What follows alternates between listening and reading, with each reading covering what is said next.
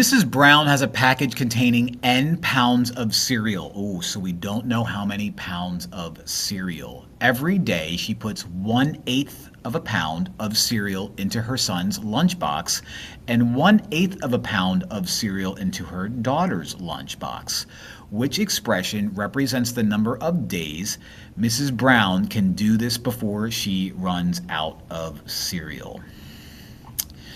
All right, so first things first, we have a total amount, and that's N. Okay, so the total is going to be N. Let's just move that to the side, leave that there for a minute.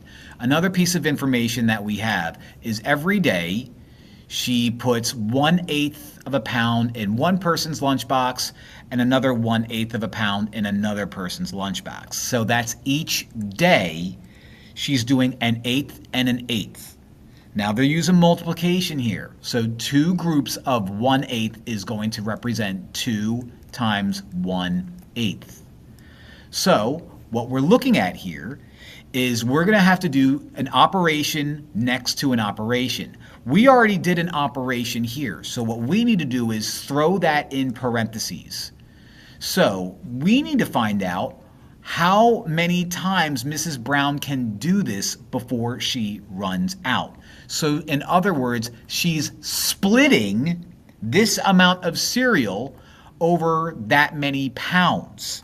And when you split, you divide. So that's going to be N divided by, parentheses, 2 times 1/8, which is going to be D. That's a tricky one. It's a tricky one. I didn't like it.